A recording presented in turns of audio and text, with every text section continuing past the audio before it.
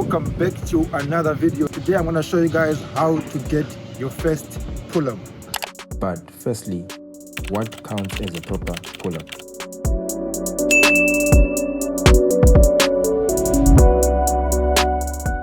The first exercise to focus on is the Australian pull-up. In this version of the exercise, we have your legs at a 90-degree angle to provide extra support.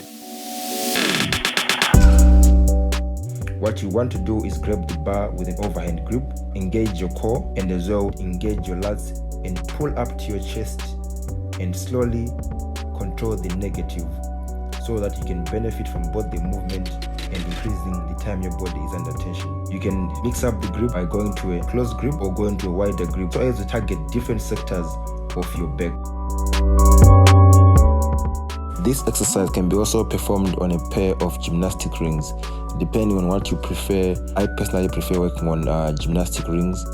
I find them more effective in my own opinion, but there's nothing wrong with using the straight bar, just about personal preference and what makes you feel more comfortable. The next thing we want to do is perform the exact same exercise, but this time we make it more challenging by extending our leg, having only to support your body on your heels. Grab the bar with the overhand grip and maintain the exact same principle, engaging your core, engaging your back, and slowly controlling the negative.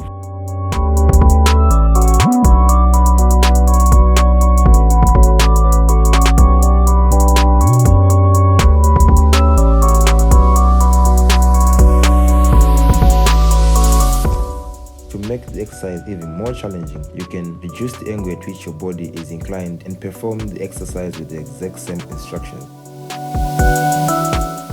Not only will this help you get stronger, but it also does benefit you build more muscle.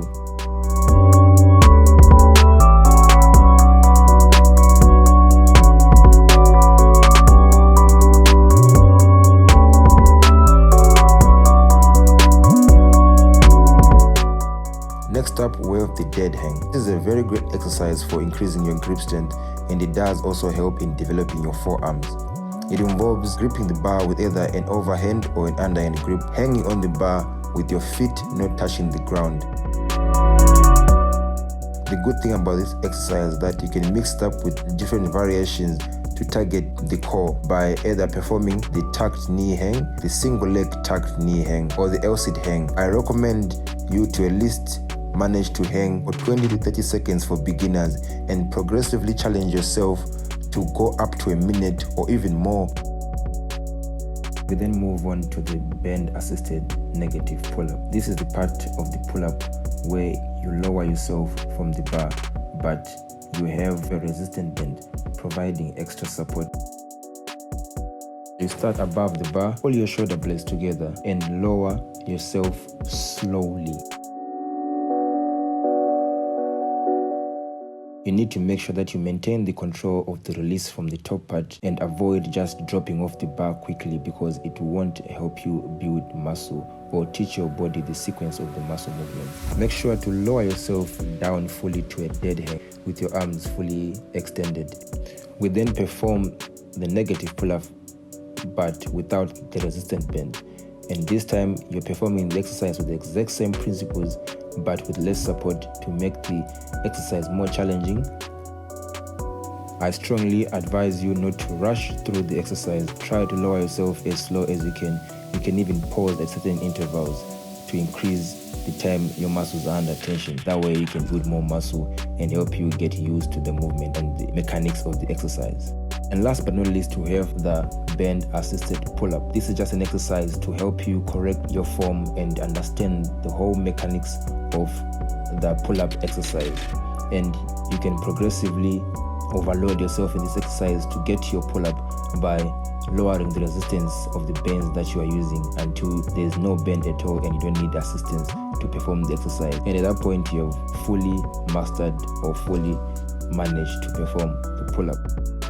Why do pull-ups? So in general, the pull-ups will help you improve your overall strength and your overall physique. With pull-ups or any other compound exercise, you get to work on multiple muscle groups at the same time. That will help you grow that overall physique. And the pull-up does work your upper body, your shoulders, it does work your forearms, it helps you develop a grip strength, it works on your back muscles, and it does also help in working the core. And one more thing that I would like to emphasize on more is progressive overload. Now, what is progressive overload? It's just process of continuously making the exercise difficult, so as to continuously challenge your muscles. That way you can never get used to the same movement and the same variation, because at that point it becomes endurance training instead of you utilizing your exercise to build more muscle. And there is multiple ways you can achieve progressive overload. You can either vary the exercise, you can either reduce the rest times, or you can either increase the number of sets, or you can just increase the number of reps.